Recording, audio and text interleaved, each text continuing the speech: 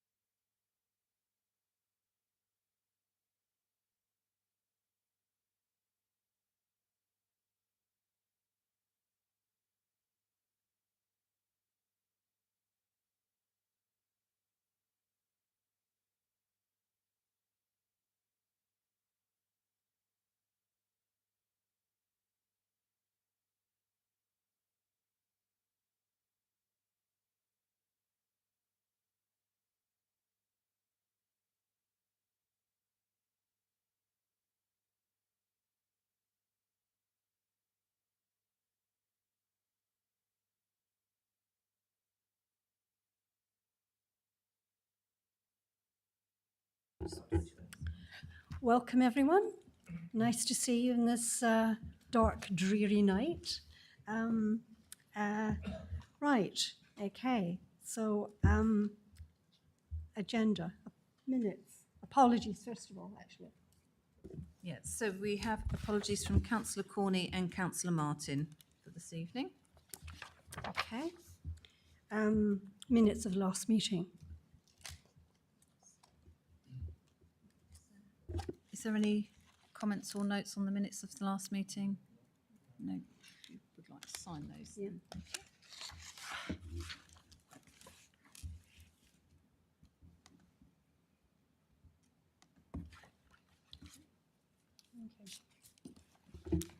Thank you. Thank you. Members' interests? No? No? Excellent. Excellent. Thank you. Okay. Item 3, notice of key decisions. So before I ask if there's any questions on that, it was just to note that the tenancy strategy, which is due to come to this panel, has now been moved to the February cycle of meetings, which I was made aware of yesterday. So I'm just bringing that to the attention that that's different to the published plan, as was published, obviously, on the dates for this agenda. But that's just an update for you ahead of next month's meeting, which will obviously be updated for next month's plan so that you've got that. But is there any questions on any of the other items on the key decisions? No? Okay. Well, we can move on. Item 4, active travel strategy. I think if we could invite the officer and executive councillor to come to the table to present the item.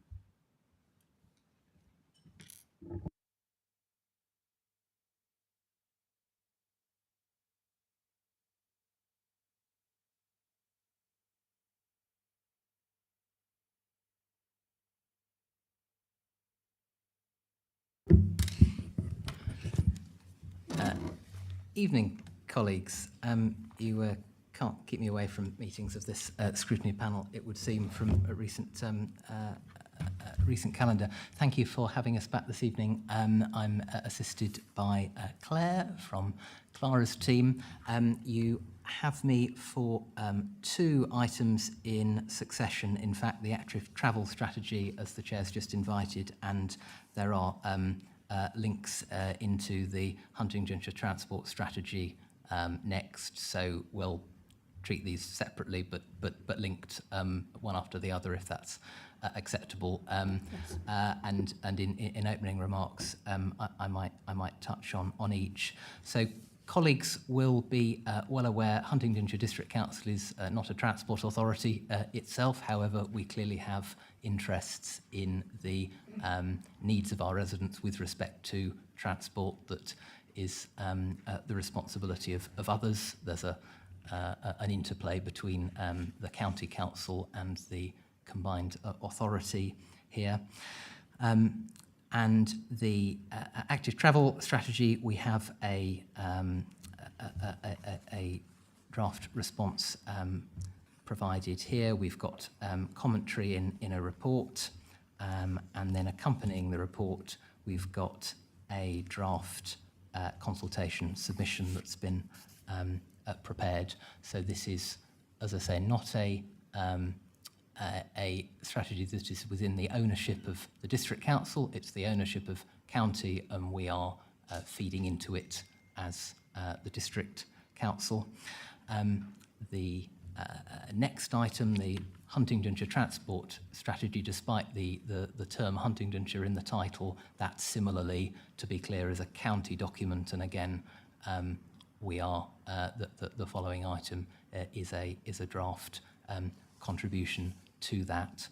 Strictly speaking, we needn't necessarily have submitted responses.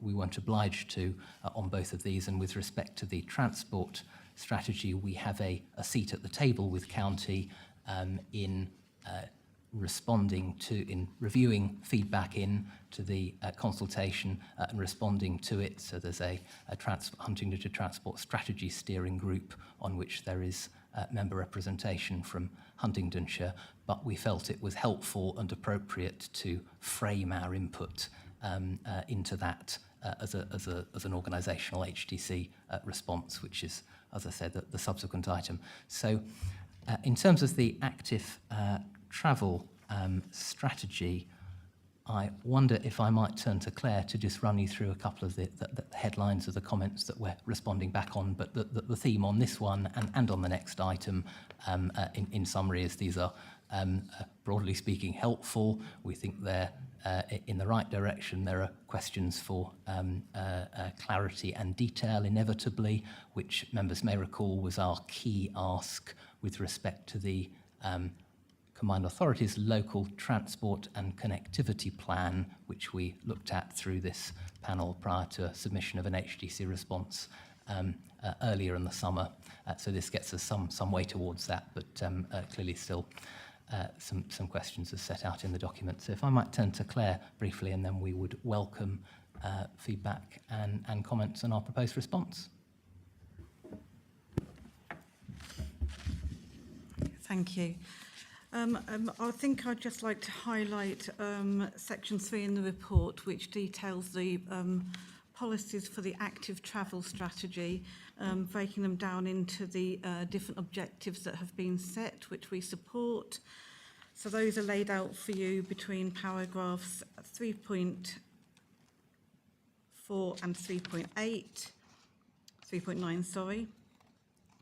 The other point I think to reference here is the aspect with regards to all of these strategies that are interrelating. So I would point you to page 18, which is in the transport strategy document itself, which members may wish to review at a later stage, which does show the interrelationship here between the local transport and connectivity plan, which is the combined authority documentation, and then the county council documents that feed into that plan, which are the active travel strategy, which we're talking about today, the Huntingdonshire transport strategy, and also rights of way improvement from the county council, and the transport investment plan. What I would highlight is all of this is working towards helping with regards to the delivery of our local plan to 2036. With regards to transport investment plan, this is a key document that the County Council has, which highlights all of the transport plans. So all of the action plans in the documents I've referred to will have all of their projects listed within the transport investment plan. So that will highlight where we may be having transport projects coming forward within the district to support our future growth, and also looking at the prioritisation and funding requirements that may come with that. In terms of the response on the active travel strategy, you've got that laid out with you with regards to Appendix 1, so unless there's anything further you would like me to add. Very happy to open to the floor. Thank you, Chair. Claire, Sam, thank you very much, if I can call you that. Thank you very much for what you've just shown us there. I've had a look at the draft response, and I am broadly content with what we're proposing to put back here, principally because of your response under 4, or Claire, I guess this is your verbiage. The proposed vision incorporating the 4 E's is welcomed, although it reads as though this will be achieved. I think we all know that that's unlikely. Whilst an ambitious strategy is appropriate, the ability to evidence and deliver is not clearly detailed in the strategy itself. And to me, that when I read the strategy, which I did in some detail, and tried to dovetail it in the way that you suggested with the other documents that are out there as well, it's very high on aspiration, some great pictures in there, all of which look like they're Cambridge to me. So that's my first point, is Huntingdonshire doesn't look like it's at the heart of this particular element of the active travel strategy. So I think you're right to say that there isn't much evidence around delivery. I'd pick out one point, one example really. So policy 8018 has 5 paragraphs on cycling in towns. Policy 8019 has 4 paragraphs on walking in towns. There is then a policy 8020, which is cycling and walking in the rural areas, which has 2 paragraphs. And I think that says it all to me, because more than 50% of our residents live in rural areas, and the best that they could do was chuck out 2 weak paragraphs. And I think this is long on ambition, long on words, and very short on delivery. Thank you, Chair. If I may, I think the level of ambition is welcomed, and I'm sure our residents would wish there to be ambition in the delivery of this sort of policy. But we would certainly concur with, I think, the gist of Councillor Gray's comments, that we would expect our residents to measure the value of this on the delivery that it enables for them. And you referenced the response to one section.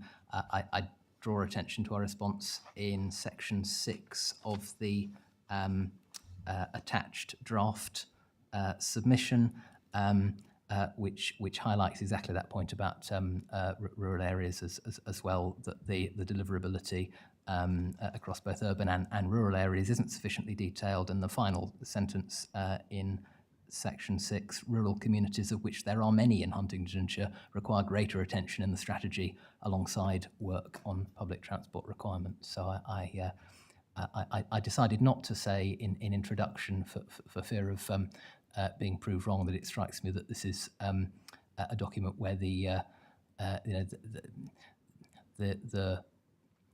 challenges and disagreements are not necessarily partisan in nature, and it struck me as relatively straightforward. But famous last words. But no, I thank the councillor for his comments in line with the gist of our response. Councillor Pickering. In light of that, I'm just wondering whether there's anything positive that we can say that we would like to see. So, I think we've kind of helpfully drawn attention to the things that are missing from the report, but I wonder whether we can, add, what solutions we would like to see for rural communities in Huntingdonshire as a positive, positive thing that we'd like to see in the report, whether we could think about some comments along those lines.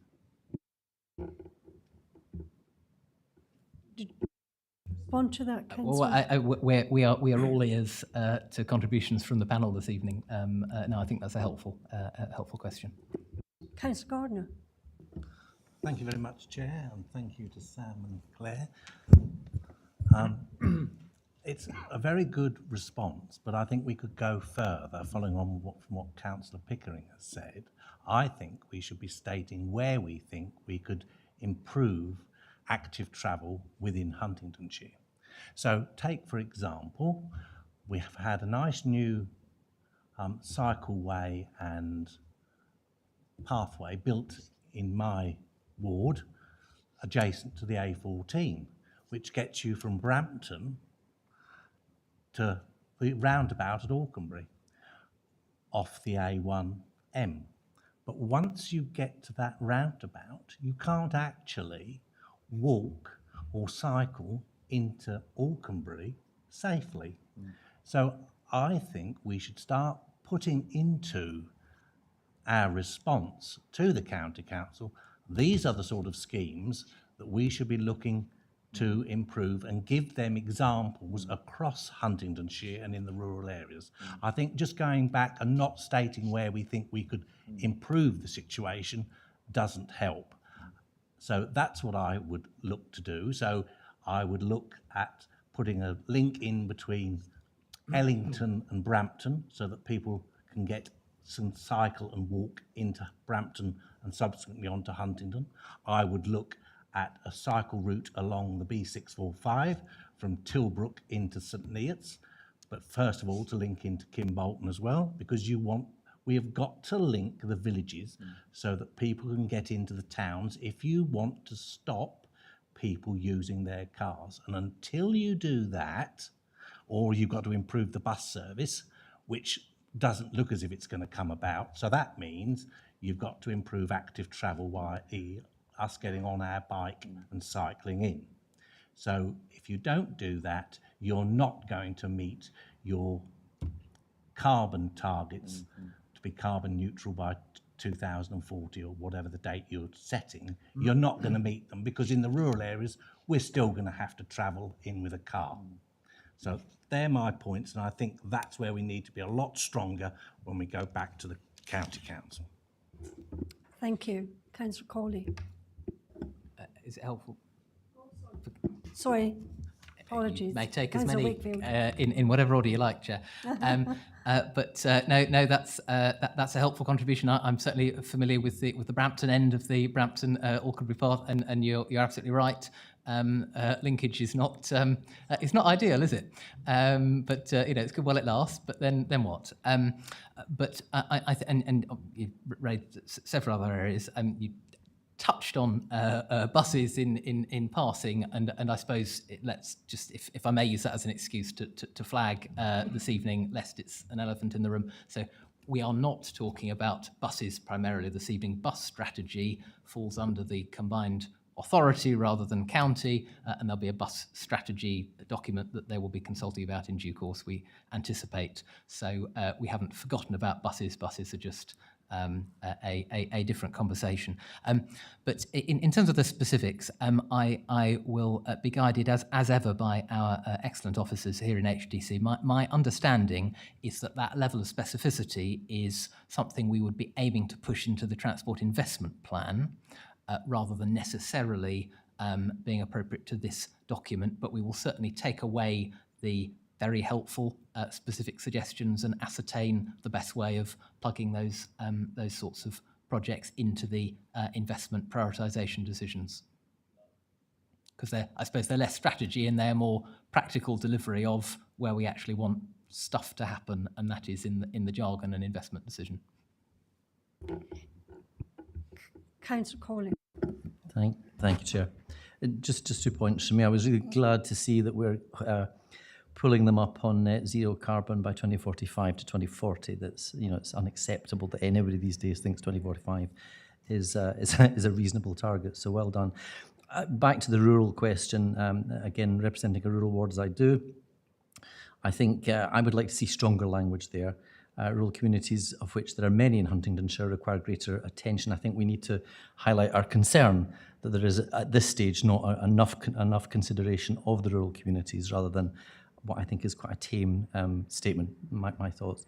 And if you're looking for another example, Hale Weston would love to be connected to St Neots. I've already got residents who are talking to me about the need for cycle paths to St Neots from Hale Weston.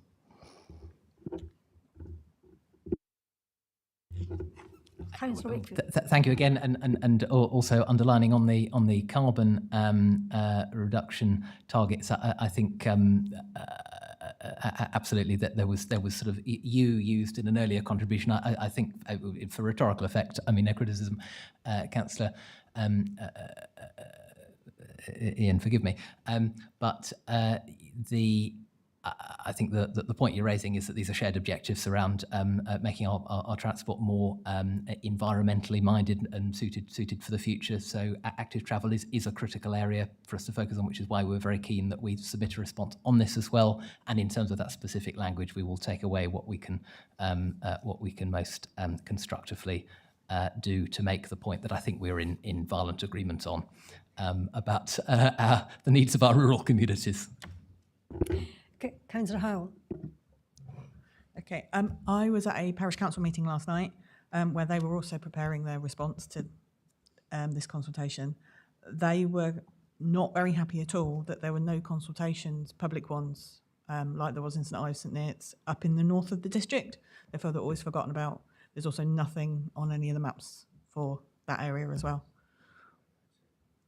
And they just wondered whether there would be any consultations at any point at our end. I think the kind of straight answer is that's a challenge for county who decided this, but I think it's a very fair one. I don't think they got any further north than Ramsey, which isn't. It might be north if you're sat here in Huntingdon, but it's not north to your residents in the district. I think the consultation material, because obviously there could not be consultations in every town and village across the district, obviously. Everything was online. There is an online portal, and this has been sort of a digitally led consultation, which is the direction lots of this has been going in for obvious reasons over the last couple of years. So I suspect county colleagues would sort of challenge the notion that by lack of local consultation event there was any inability to submit, but I absolutely agree it would have been jolly helpful if there were a few more, including nearer your bit of the district. Any other questions? Okay, can we move on to the next item? Huntingdon Transport Strategy. Thank you. So this is the document on which we're, so to speak, on the receiving end as well as the submitting end through the steering group. But as I said in introduction of the pair of these items, we felt it was still helpful to put this forward. There is content in here around firming up the intentions around our more rural town, if that's not a contradiction in terms Ramsey, which we've touched on in conversation in previous panels here, but I will stop talking there and turn to Claire to give you the gist of a couple of points of our contribution on this one. Thank you.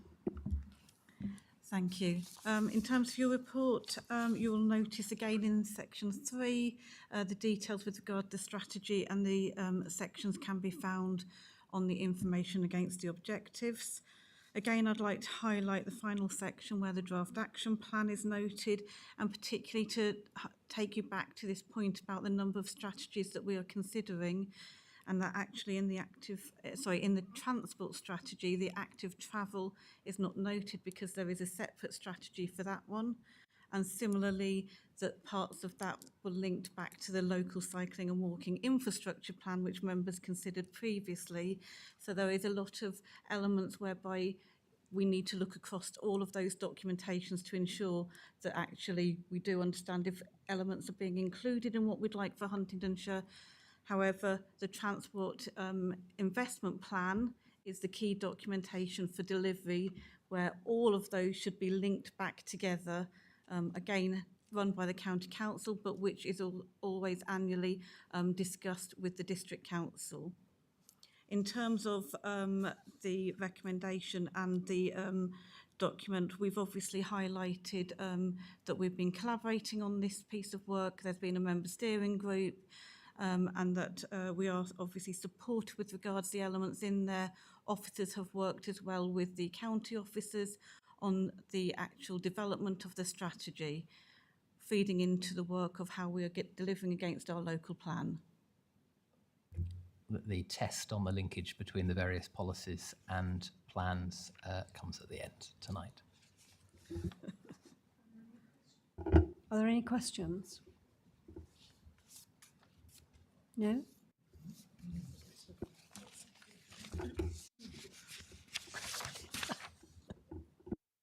I don't actually have a question, but I do have a few comments. But I don't know whether you want to see whether anybody else wants to ask a question first. Let's see if there are any questions first. No? Okay. Okay, thank you. Let's hear comments. Thank you very much, Chair. I slightly more, the same frustrations, I'm afraid, Claire and Sam, come out in this one. It won't surprise you, perhaps. And I'm going to try not to be sort of just focusing on rural things, because I do realise that half the district lives in a town. So this is Huntingdonshire, but it doesn't get off to a great start when the map on page 5 has A roads marked as B roads, which, given that this is a transport strategy, kind of does make you wonder what on earth is going on here. I think what they mean is that they're not trunk roads, but they're certainly A roads, not B roads. And this is the transport lead authority putting this out, which does sort of beg the question of, do they really know what they're doing? I'm afraid to say. I then might draw our attention to a pie chart that appears on page, where is it? It's page 14. The population of Huntingdonshire is 178,000. The pie chart adds up to less than that. It's basically the 4 towns. So that's not the population of Huntingdonshire, that's the towns broken out. And again, it sort of underlines a carelessness, I think, frankly, to the approach of the county council towards Huntingdonshire. So I'm going to leave it at Huntingdonshire rather than, you know, any specific area. You know, the map is wrong, the statistics are wrong. So my confidence levels are starting to sort of get very undermined by this at this particular point. Claire, I think a question I'd like to really pose to you through a comment would be the real nub of this, which is around their TSH1 strategy, which is all connected to basically, you know, effectively, we're only going to allow growth in areas where it's sustainable. And that's the nub of what that says. So the growth will be directed in sustainable areas, and that's very much in line with our local plan. Now, you know and I know that the world has moved on a bit since our local plan was authorised. That's why a new local plan is, you know, heading down the tracks to us very, very quickly. And the main issue that I'm experiencing is there's an awful lot of development that's taking place that isn't in a market town, that's in rural areas, that's in smaller settlements, Sawtry, Kimbolton, Fenstanton, you know, places that are not identified as market towns, therefore don't appear to be very well addressed by this report, but are seeing quite a lot of development that by its very definition cannot be sustainable, according to this. So my feeling is that we're setting off on the wrong foot here, because we're kind of claiming that the only growth that we're going to allow at the county council is sustainable growth. And you know and I know that just isn't happening. So if we're going to start off with a pretense that everything's fine, and we're going to engineer all our planning to look great going forward, but that's not what's actually happening in reality, the rest of it starts to fall apart at that point, from my point of view. So I'll pause there, because Claire, I think that's quite an important point that I would be interested in your professional view in, because I'm giving a kind of lay councillor view, if you like, as to how I see the interaction of what is actually happening against the theory. Thank you, Chair. Thank you. Claire, would you like to respond? Thank you. I think you very, very valid points you're raising. Sustainable growth is key to the local plan, and I think the important thing is to recognise that the local plan does talk about the sustainable growth, does talk about the other settlements, so the key service centres are shown within the hierarchy of settlement and how we take forward our growth. The transport study, I agree, there is a focus on the town hubs with regards to the work, and I think the one thing, without talking for the county on their document, but has been, you'll find through both strategies, this link back to the fact of, we understand we're a rural district, there's a lot for us to have considered here, and them trying to balance what it is they can reasonably and realistically consider. So there's a balance on that side of the equation, but I do believe in terms of sustainable growth, that is referenced and recognised through the local plan, with the other settlements very clearly shown, and obviously as part of the local plan, transport strategy had to be evidenced, and we had a transport study undertaken to support that, to cover the sustainable growth across the district as a whole, not just the market towns. Thank you for the explanation. Are there any, If I may, uh, if I'm Councillor Wickford? managing to make the mic work. As a more general, less expert point, if I may, I'd say as well on the more symbolic aspects of the contribution, because I'm sure we all recognise it is possible that there is not a direct relationship between the quality of understanding of the area versus the quality of the image that a comms colleague is invited to pull together. It's not a great look, and neither is the absence even of one of our market towns, Ramsey, in the maps as well, which we not overly impolitely, I hope, flag in 315. Well spotted in terms of more aspects there, but we will, I think, be subject to any observations Councillor Gray might wish to make back at close comments or anything else. I suppose we'd be minded to focus our input on what is going to tangibly improve the policy for Huntingdonshire as opposed to the purely sort of symbolic aspects. But we will make that point. Thank you. Councillor Gray, have you got So a just brief comment? Yeah. Yeah, supplementary couple of points really then, because really the thrust of this document is about reducing reliance on the private car. Now, let's be honest, and there's a specific item in here about demand management. Now, I'm not going to object to what's on there because it simply says we will investigate it. It's not saying we will do it. So as long as if they want to go around investigating demand management ideas, then they're very welcome to do that. Personally, I think that's the wrong thing to be doing, but that's up to them. But my concern is we are seeing a lot of growth in service centres that are not well served and are not planned to be well served, even by the bus, the congestion charge, which is obviously proposed by, well, the county council will have to opine on it. But even if that comes in, it will not well serve many of the service centres in Huntingdonshire.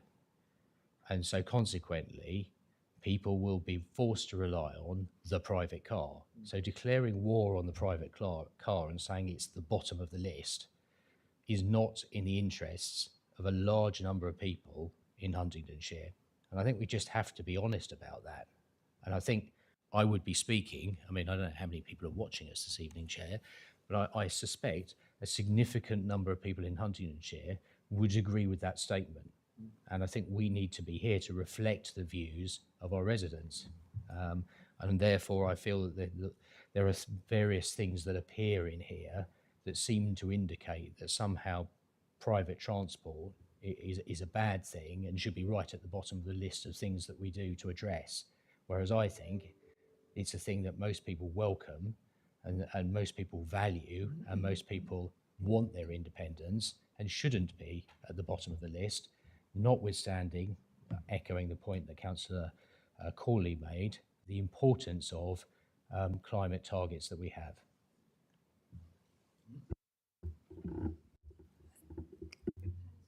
Councillor Wickford. So, thank you. I think the particularly in a district like ours, I don't think anyone is seriously envisaging in a foreseeable timescale the disappearance of private car transport.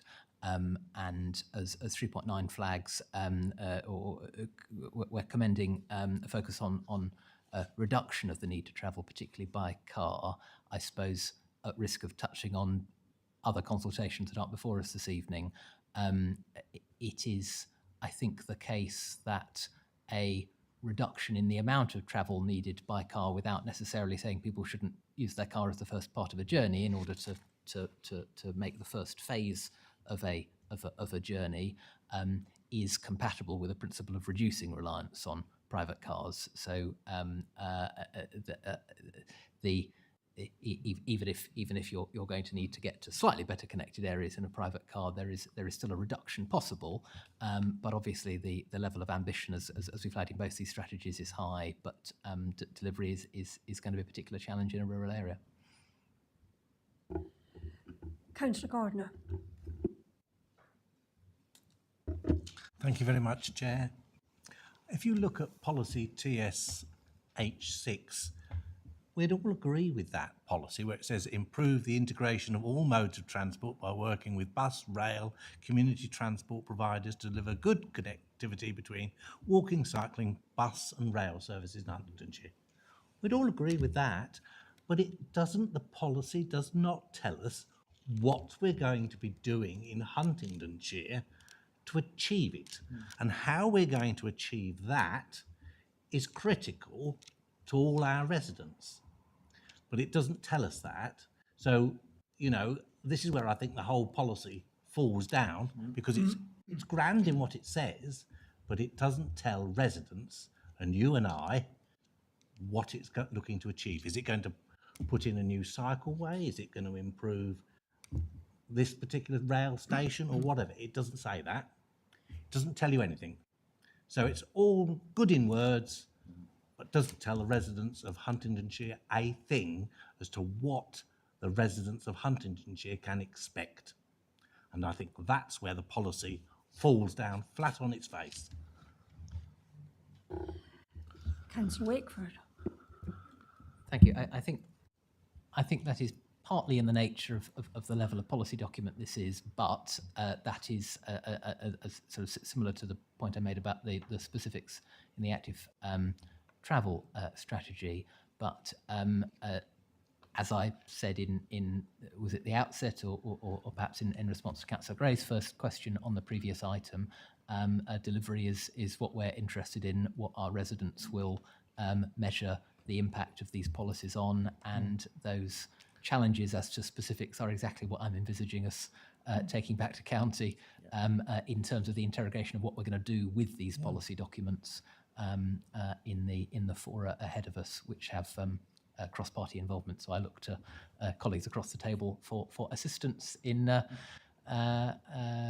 nudging and cajoling and encouraging and doing all the things we do to ensure that we get maximum delivery for our residents in our district from the Transport Authority.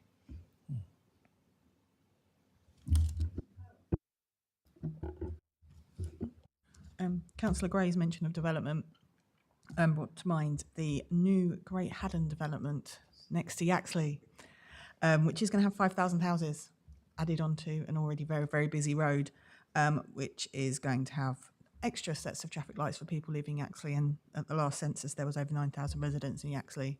There's going to be 5,000 new houses going onto the same road. Is external development to the district taken into account for strategies? Because that's in Peterborough. It's not in Cambridgeshire. And it is literally 20 yards away. So the general question could be asked with respect to the other end of the district as well. There is much development that Sydney, its colleagues, sort of can see and almost touch, which falls outside in the other direction as well. But Claire will have a more expert come back on the specific than myself. Thank you. With regards the point raised, I think firstly, obviously, with regards to Great Haddon as a specific development that has been through the formal planning process, transport requirements and assessments will have been considered at that time by the relevant planning authority, which is not HDC, but they will be undertaken. In terms of the strategy document, yes, if there's anything that's impacting for us as a district, that should come into this process. Obviously, this is a strategy talking about policies, and we've discussed quite a bit already tonight. The key thing is actually going to be how those policies actually go then on into action and how they then link into the transport investment plan to actually show the delivery on the ground to make things happen. So I think that's where I would respond to on that point. Thank you, Claire. Councillor Crawley. Thank you, Joe. Just a quick question on that. Thank you, Claire, for helping us understand that. will we be able, as these policies develop and we start seeing the concrete, will there be an opportunity for us to be continually scrutinising that, looking at that, feeding back in that process, do you think?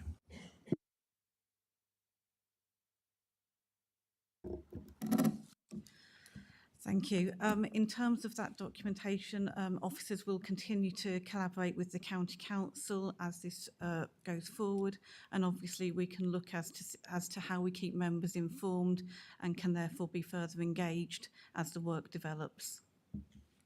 Thank you, Claire. If I may, I'm happy to underline that we will absolutely commit to looking at how we can best enable that level of input into the into the work that progresses. Are there any other questions or comments? I feel we've actually discussed quite in some detail, and I think Claire's made it fairly clear. There are obviously some challenges around the report taken on board, and I think so. If there are any other questions, can we move on to the next item on the agenda? Okay, so that's a corporate performance report. Thank you, committee. Thank you.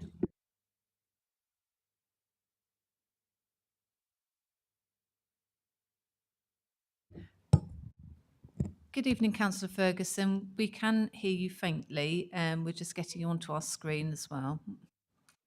Thank you. Thank you.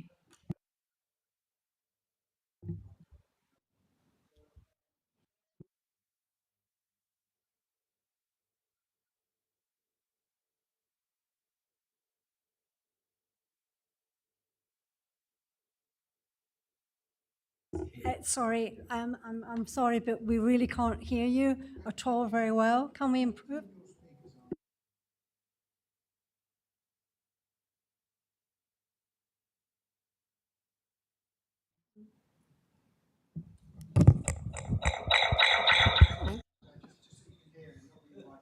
No, hang on, bear with me.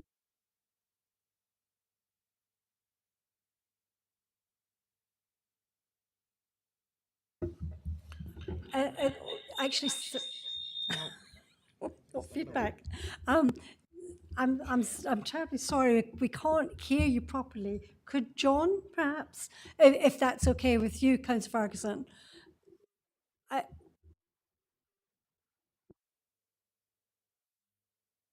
Okay, thank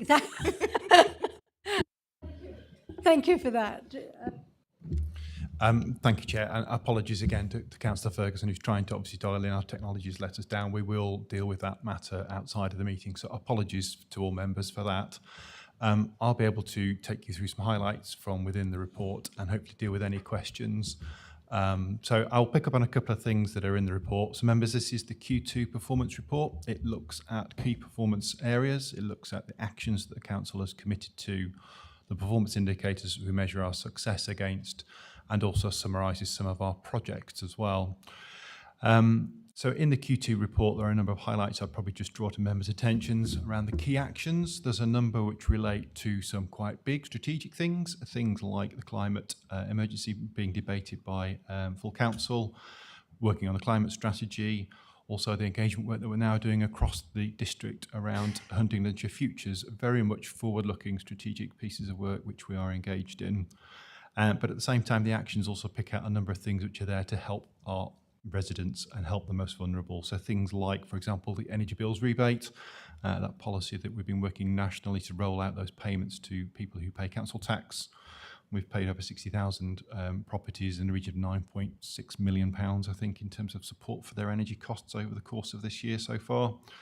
And also we've been doing that work around the residents advice team. So that's picking up on those customers who are the most vulnerable, stepping in early and helping them with advice and helping them to deal with the pressures that they're currently facing.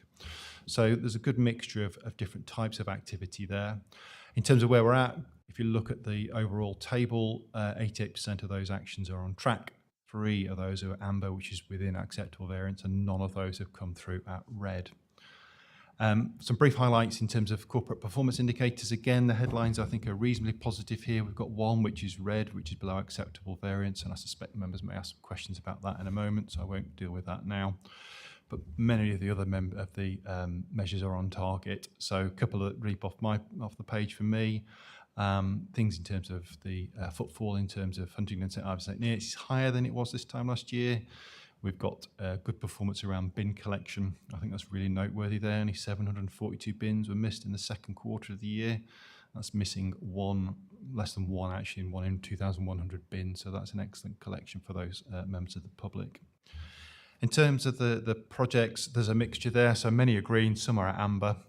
One is noted again at red, which may well come up for debate later. Again, I won't try and problem solve that one now. Happy to take questions on that. So at that point, I'll probably draw to a halt. I'll do as I normally do, which is I'll try to answer any questions that come up today. If I'm unable to, given that this is the full breadth of everything that the council does, I'm happy to commit to come back in writing to members as well over anything that I may not have exactly at my fingertips, but I will try my hardest. Thank you, John. Thanks for stepping in. Are there any questions on the performance report? Councillor Harvey. Thank you, Chair. PI 15, the number of one leisure facility admissions, the numbers are down, and I'm wondering why that is, and are we doing anything to address that drop? And also, is it likely to have any impact on our budget going forwards? So, yes, that's a good one to draw attention to. I think there's a number of things that sit within that in terms of the response. So in terms of use of leisure centres, I think we are starting to see some emerging pressure around use as the cost of living impacts start to come into the district. It may well be one of those areas that residents choose to save some money on.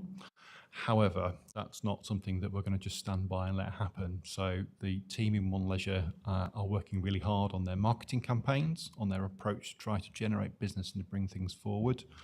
That will certainly be something that we see a great deal of attention over the next few months, and particularly in that Christmas period. We know that that's a time when people tend to come to those leisure centres, tend to start those new services. So we're pushing hard to get that done.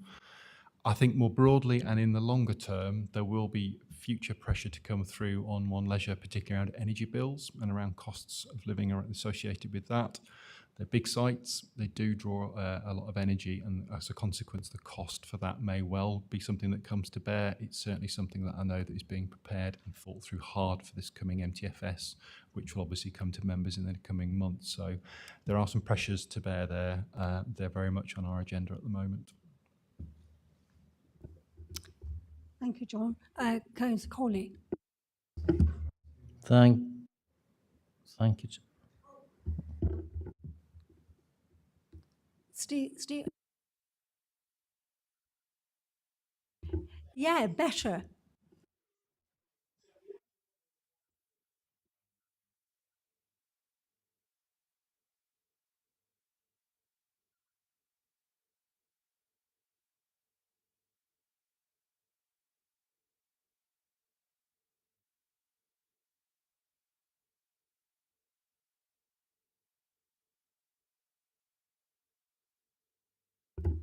Thank you, Councillor Ferguson. The sound's not great. It sort of comes in and out, but I think we got the gist. Yes. Thank you, Chair. So since we jumped to PI 15, I wanted to comment. I think last year is a bad comparator. If we're only just meeting last year when we still had lockdowns, etc., we'd like to see that go faster. I note the comment below that we've seen an increase in swimming pool attendances. That's not doing our energy bills any good, I suspect, having to heat those big old pools. But we are making a below par performance on fitness activities. So we're probably being, the figures are probably looking better because of all those swimmers and not so much about the fitness activities. I would, apart from the marketing, which we can argue whether it will make any difference or not, and that's another conversation for another day. What are we doing in relation to the activities that we're offering?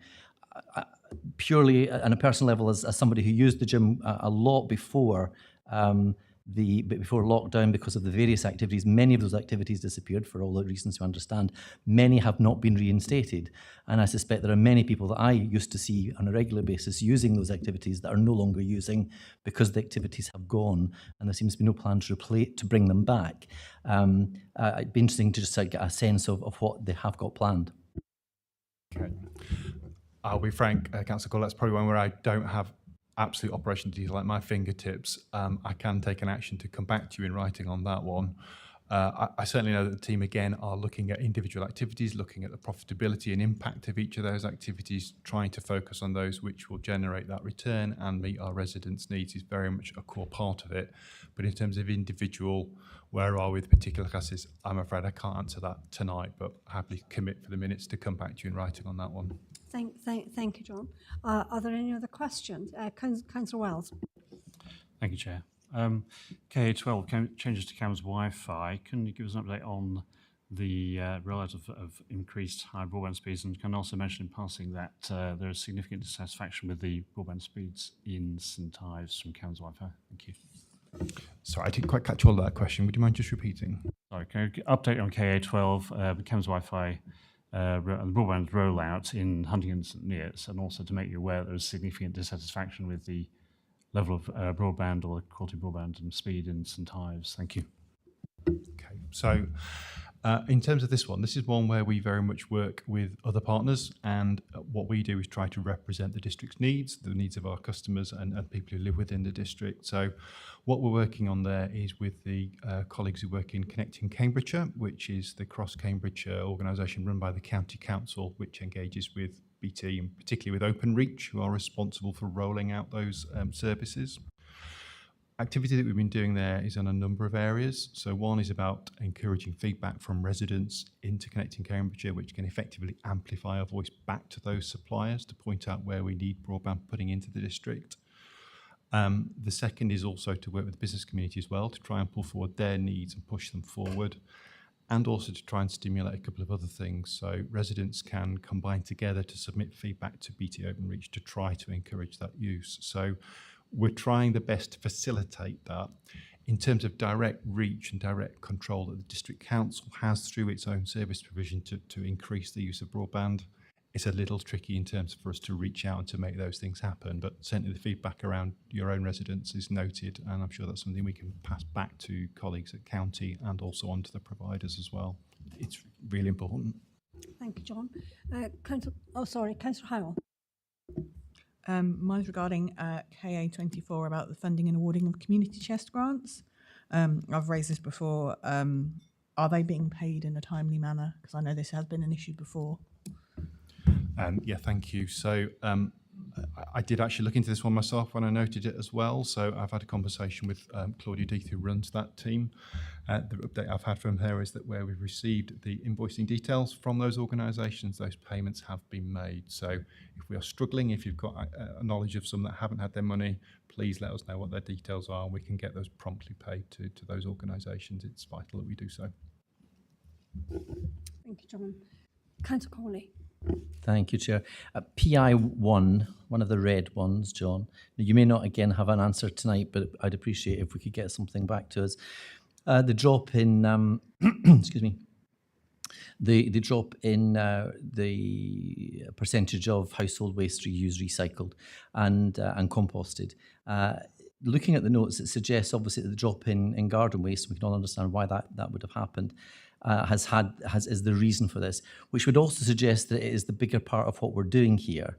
Can we know, the difference between, can we see the percentage of reused, recycled as opposed to composted? Because obviously there are very different issues that are going on here. And one could argue that recycled and reused is a much more important issue than composted, quite frankly, in terms of our climate ambitions, etc. As I say, you may not have an answer tonight, but if we could have something come back to us, I'd appreciate that. Thank you. You're right, I don't have a specific tonnage for those different types of waste, but I certainly know a man who does, so I'll get that from Andrew Rogan, who runs that team and service. You're right, the way the PI is calculated, the impact of that tonnage from green waste, which makes by weight, an awful lot of that does influence the way that's working through, and the dry summer has just obviously lowered the intake into the system on that, but we definitely have got the statistics broken down into the different waste types. We can give you the information about how that relates across the year for each of those. So I'll come back on that. Thank you, John. Councillor Gardner. Thank you, Chair. Yes, John. Question with regard to PI 13, the average number of days to process new claims for housing benefit and council tax support appears to me to be now almost 3 days longer than it was under the full previous year in 21-22. Why is that when we've only had a 16% increase in claims, which seems to me to be going totally the wrong way? So a couple of things. In terms of the increase, I mean, that's a reasonable increase. It's almost 20%, which is 1 in 5 more than we were claiming and dealing with last year.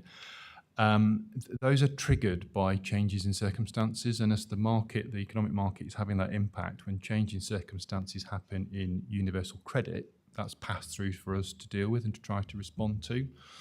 That has had a consequence in terms of the performance. So I think that's the direct link we've got. We're dealing with almost 20% more work than we were at this point last year. In terms of the response as well, it does note there that we brought in additional resources. So there are some more people working within that service to try and get that figure back on track. And we've also got some projects planned around automation. So that should speed up those receipts coming in from customers for us to work through. We're paying real close attention to it. It is something this is actually one of my service areas. So this is something we do discuss quite regularly. So we have got those plans in place to get it back on track.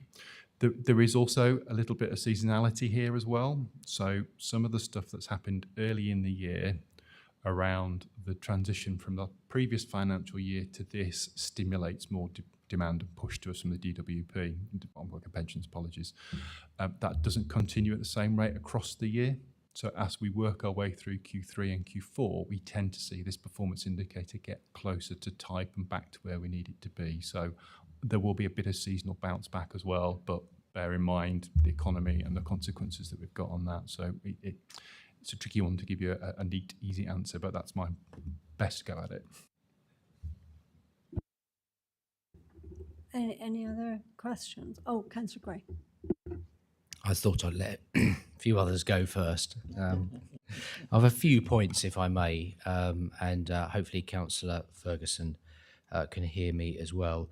So just a few general, very high-level things, if I may. I mean, firstly, thank you, John, for this. You'll be aware that this always came with financial data as well. Where's that? That is coming to next month's panel because it wasn't ready to come into this meeting cycle. Yeah, I just don't, I can't understand why it isn't ready to come. This is the second time that's happened now. And it's much better for us to look at these things in the round, because then observations such as the one made by Councillor Harvey about One Leisure, you know, are much easier to interpret against the backdrop of the financial data. So I hope when we come to do Q3, we can get back into good habits of producing the two together. So that's my first comment.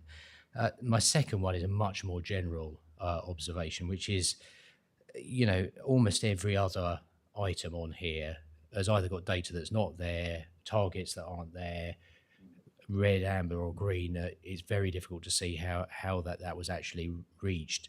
And I think, Chair, one of the things that we might want to think about for our next item on the agenda is how can Scrutiny help contribute into the discussion about performance monitoring, because some of these things don't mean anything. And I wouldn't claim to be a statistician, but you know, I'm looking at some of this thinking this doesn't mean anything. You know, if we can't collect data on it, what's the point of having it on there?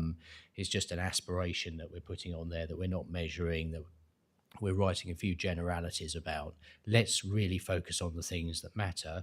And you know, one of the things that came out of Councillor Harvey's question was clearly there's some underlying movements inside One Leisure which are actually quite important, because I can tell you we don't make money on swimming, we do make money on fitness. So swimming is going up and fitness is going down. That's not good news, and we ought to know that, and we ought to be monitoring that. So I think if we could, personally, Chair, I think we should try and help the officers and the executive, if I could be so bold, by getting involved and giving some thoughts about what we think are the kind of issues that we should be looking at. If I could just pick up on a couple of specific points. KA1, right at the top, green, we will declare a climate emergency. We have not declared a climate emergency. We have evolved it into a statement about the cost of living crisis and how that is linked to climate change. And that is not the same thing as a climate emergency. Now, I, as everyone knows, am not a member of the Green Party, unlikely to become one in in the near future. I'm pretty sure if there was one here this evening, they would vigorously challenge the fact that we had declared a climate emergency. The statement that we all approved, or nearly all approved, last month was not a climate emergency. And I think to claim that that was, and that we've somehow ticked the box and we're going to be green on that, is wrong. Can I turn to, John, you didn't refer to these, but the other appendix has got project performance in. May I, Chair, ask a couple of questions about that? Well, actually, if I might just pop in myself, I had a quick question. If Okay, you don't, I'll pause. if you don't mind, thank you. John, I just wanted to, in a similar view, just talk about the K5, the Market Town programme. Because I know there's been some extensions on that. Would you still think that's green, or perhaps move it to amber?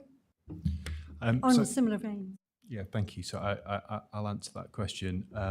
So in terms of that one, you could argue amber is the right colour for it. In terms of the report, that is what's shown in terms of the RAG status for it. There has been an extension in terms of the timescales for feedback on those master plans across all three market towns. I think that's in response to some of the reaction and feedback that we've had from those parts of the district. So that timescale's been extended. We're still receiving those feedback comments, and those will be put together and reported back out as committed, back through scrutiny and back through to the district as well. So that has had an extension of time. Thank you, John. Appreciate that. Thank you. Councillor Gray. Thank you, Chair.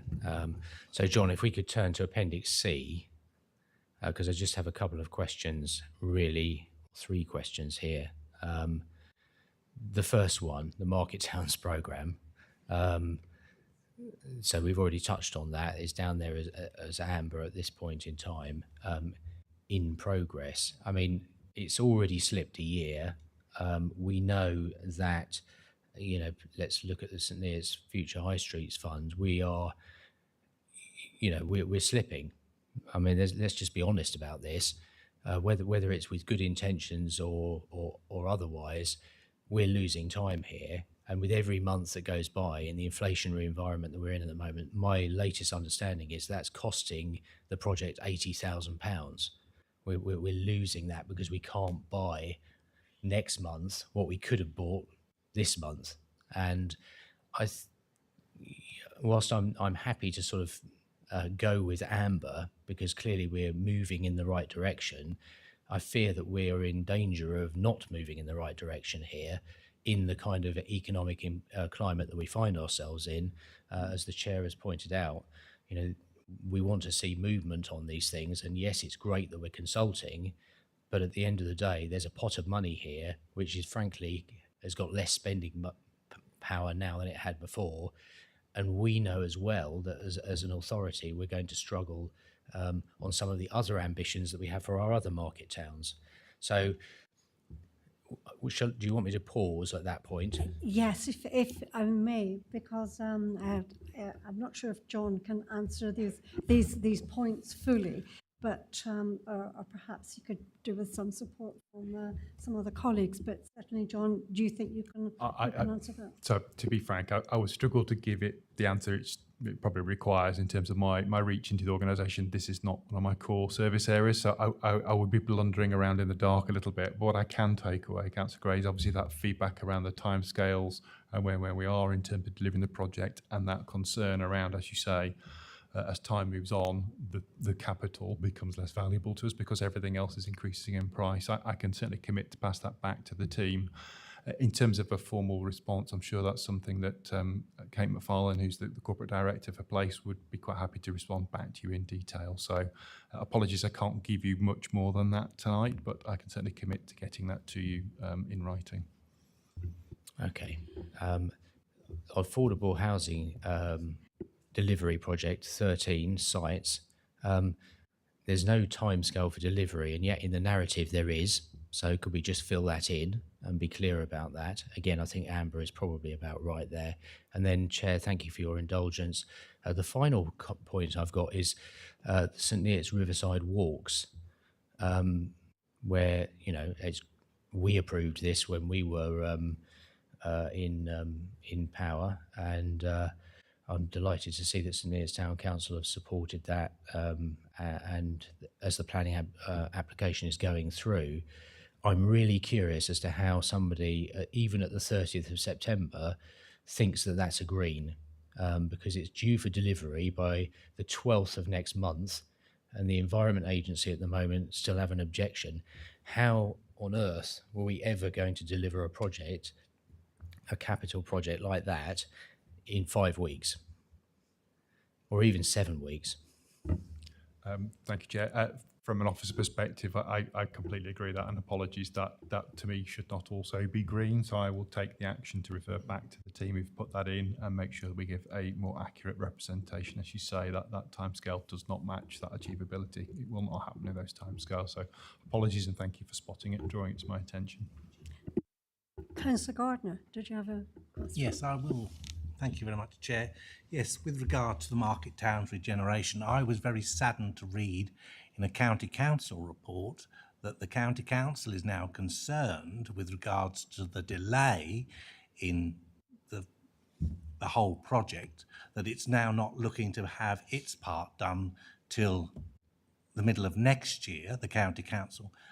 As Councillor Gray has already said, we are losing the amount of money that we can actually do for this particular project in St Neots. If I was a resident of St Neots, I would be very saddened now to learn that we are losing this amount of money every month, because they're just not going to get what they would have got if it had been implemented back in May. We're just not getting there now, and the residents of St Neots will not get that, and I would like to see and know why this has taken so much longer, particularly when we were told at our very first meeting that there would be no loss of money whatsoever in this particular project, and we now see that there is. So I think that should be a red on Market Towns, not amber. It is now red. Thank you very much for your indulgence, Chair. Thank you, Chair. I don't think there's much more I can say, perhaps than my previous answer. So, Councillor Gardner, absolutely heard loud and clear. I know the people who can give you a response back on that, so I will take that away and get you an urgent reply. Apologies for that. If I can just step in, I think Councillor Wickford, who is a portfolio holder for Market Towns, may well has offered to actually come and offer some comments. Thank you. Thank you, Chair, for catching my eye. I'm conscious that your agenda item this evening is on the report as opposed to the Market Towns strategy more generally, and you hear from me regularly on that in different places, so I'll not dwell. I suppose just on, if I may very briefly, not to contradict John's offered you already quite rightly of a fuller feedback than an off-the-cuff response from me from the sidelines. But I think we all absolutely agree that inflation is what it is, and money is getting less valuable, and the judgment calls are around how far the money goes and what it gets spent on. And Councillor Gardner speculated disappointment were here. Councillor in St Neots, I was last speaking to councillors in St Neots, was it last week or was it earlier this week? The days roll into one. Last Tuesday, last Wednesday, forgive me if memory serves. I think it's fair to say that we would challenge back that being a resident of St Neots, getting necessarily the proposals that we inherited, built out, the costings as a point, but would it have been the best use of the money? Would it have been maximising the use of the Market Square? You know, why was the pavement being expanded, not the Market Square being expanded to for example, on the transport policy. None of our St Neots stakeholders have made an argument otherwise, or that that's in any way a wrong move, and we were presenting those plans back to the town council. So I think it is absolutely right that we must move at pace, and we want to get all the money spent before it runs out and as soon as possible.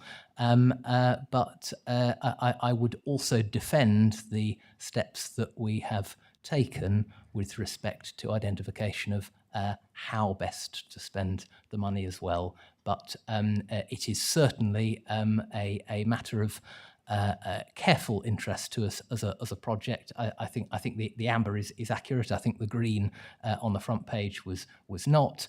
There was entirely unrelated reference to extension of timescale for feedback that we've allowed on the master plans. So this is not St Neots, this is Ramsey, Huntingdon and St Ives, because we identified that we could allow another couple of weeks for comments in without adverse impacts on anything else in terms of sequencing.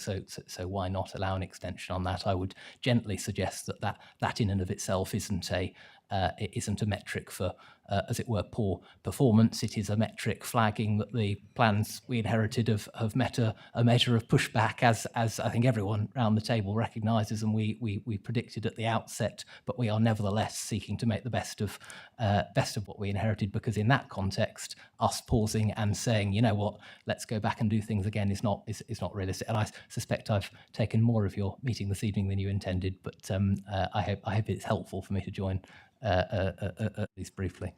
Thank you for the contribution. I'm sure it's actually been helpful for everyone. Councillor Gardner. Thank you very much, Chair. You've been very indulgent. I am very pleased.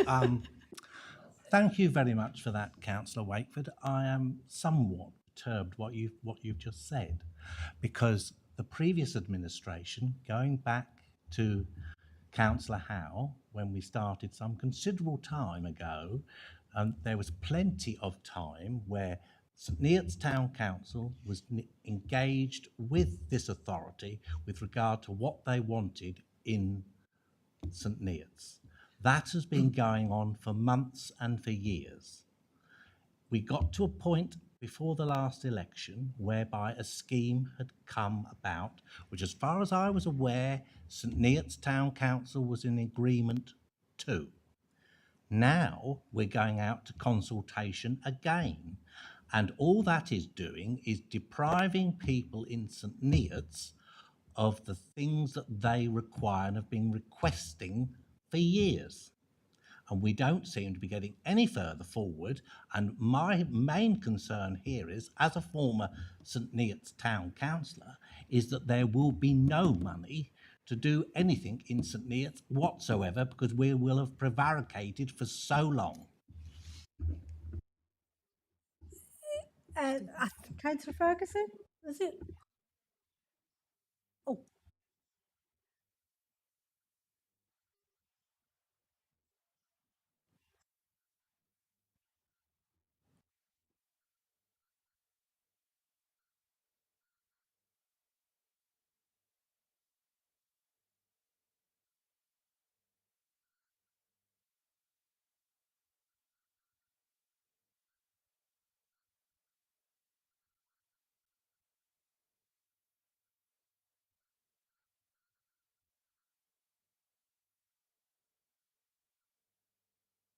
Thank you, Councillor Ferguson. I think if there are no more questions, Councillor Wakeford. If it is of assistance to the committee, as I say, you will hear from me in the next Market Towns update at a soon meeting this year. But I think we've heard a cabinet colleague who, with another hat, is a former mayor of St Neots Town comment. I think, as members will appreciate, the line we have adopted is that the engagement that preceded inheritance of the Future High Streets project was not what we would wish, and that we would wish to be more collaborative and engaging. That doesn't mean pausing and throwing things out to consultation with a capital C every 5 minutes, quite the reverse. We are planning in phases of engagement of a scale that minimally impacts timescales while maximally impacts the input, iterative input we get from key stakeholders, because we do want to devolve sort of ownership in a true sense locally to St Neots, albeit with responsibility for project and delivery with us as a district. The engagement period that we inherited at the point our administration formed preceded the formation of our administration. It took place in May of this year. Elicited a wide range of feedback from stakeholders in St Neots, a significant part of which was highlighting the fact that a lot of the expectations of St Neots were hinged on very early drafts and intentions, well-meaning, of what the future High Streets work would produce in St Neots that had long since been identified as not realistic. Extra bridges or reworking, digging up the existing bridge, and there was much feedback and contribution, and in significant part what we've done with respect to the highways improvements, as the Market Square and other transport improvements in St Ives, have been looking at acting upon the input that we had, as I say, presented to us prior even to the formation of our administration. So I would just gently challenge the idea that somehow everything was all fine and perfect that we inherited and we've decided to consult. But the tone we are wishing to strike here is of involving everybody across the table, locally and at district level, because this is a major piece of work. The previous administration did a great thing in securing the money and investment of which we are the stewards, and so I think a cross-party collaborative input that doesn't rake over the old ground, of which there is plenty of scope to do, which we've heard a back and forth on this evening, I think is a more constructive way forward, and how I wish to lead the project going forward. But I will stop there and step away from the table and let you proceed with the intention, the agenda of your meeting, Chair. Thank you. Thank you, Councillor Whitford. I think we, gentlemen, ladies, we have actually covered this quite a lot. I don't wish ever to stop genuine debate, because I'm all for it, but there will be an updated report. I think we've got the gist of the issue of what's going on generally within the concern for this committee. So unless there are any major issues that you want to address now, can we move on to to other items on performance? Would that be okay? Councillor Blackwell, you mentioned was.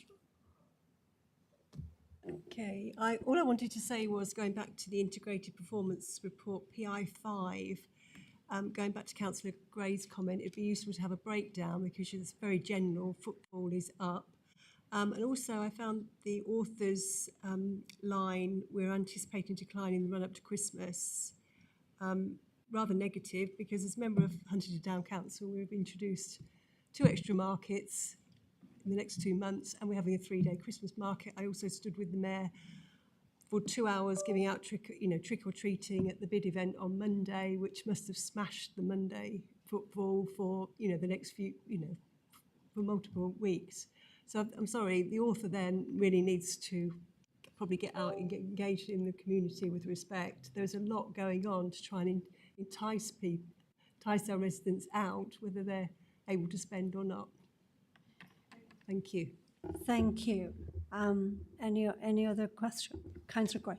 Yeah, I just wanted to, I think, clarify something that and I do agree with the tone that Councillor Wakeford was adopting, because, there's no point us, arguing around who said what and who did what and whatever else. The most important thing is that we move forward from here, and I think Councillor Wakeford has picked up the concerns of the committee around delivery and around spending the pot of money. But with regards to your own town, St Ives, I think it's wrong to suggest that the administration was passing over sort of formal plans around what was going on in St Ives. It was being worked on. There's no doubt about that. But I never sat in I don't recall sitting in a cabinet meeting and authorising engagement on what St Ives may or may not look like. And I just wanted to be clear that whilst I welcome the fact that there is something, because we were certainly pushing for it, we didn't actually know what it was going to look like. Thank you for your comments. Are there any other? Oh, Councillor Corley. Thank you, Chair. It was more a comment and a request, perhaps. I noted the Greens against all our planning targets, which is encouraging given the challenges that we've been going through. What we don't see here and what comes into my inbox most often is around planning enforcement issues. And I'm wondering if it's something that we could be briefed on and look at, because it is certainly something I'm hearing more and more from residents, their concerns around that and our apparent inability to actually fulfill that part of our responsibilities. Thank you. Yes, thank you. Thank you for that. So yes, we can supply information in terms of our planning enforcement caseload, in terms of where that has been and where it is currently. It's certainly been decreasing, so the team have been working their way through those backlogs that they've got. The caseload is less certain than it was 12 months ago. I don't have the instant access to the data, Councillor Corley, but I can certainly come back to you. In terms of the team, I know it's fully resourced. It should be dealing with those tasks and activities, so we can come back with the data that backs that up for you. Any other points on the performance report? No? Okay. So moving on to item 7, overview and scrutiny work programme. So just to recap on the items on the programme at the moment, the review of external appointments to outside organisations working group is well underway now. We had another meeting this evening. There's a lot of information gathering going underway, and I would hope that we would be at a report formulation stage by the point of the next meeting, with a view to that report coming to this panel early in the new year of next year. So that is moving on apace. And the other item on the plan at the moment is there is a climate change working group which is being refocused from what the initial thoughts had been from 2 years ago, as obviously the world and policies in the council have moved on since then. So that is being refocused, and there is a meeting booked for next week, which was the soonest we could get that into everyone's diaries. So that will be an update for next meeting. Just to update as well, obviously there was a work programme development meeting held a couple of weeks ago. The main points from that have been pulled together and will be discussed by the chairs of both panels and the vice chairs of both panels, along with the chief executive and the leader of the council at a meeting later this week. And then we will bring that back to the panel so that you've got that information. I will certainly take on board the comments that Councillor Gray raised about where the panel can support with some of the corporate performance indicators. That can certainly be added into that mix. It is a working programme, so if there is anything that comes up that anybody would like to add into that, we can obviously add that in as we go and adjust. I think the thinking as well behind linking up with the Cabinet and the executive portfolio holders is to see if there is items that the Overview and Scrutiny panel have identified to look at and that the executive are already planning to look at, where we can link those up so that it benefits the council and the residents of the district. So that's where that's been linked up. So, but that's not to say that if there's something that the panel wants to look at that we can't do it. It's just to sort of try and make sure that we're getting the best of everything for you. So obviously we will bring an update as soon as we have it on that one. Was there any other questions on that? There's not too much on there. Well, thank you. That's the end of the agenda. Thank you for your time and contributions to the meeting. Thank you very much.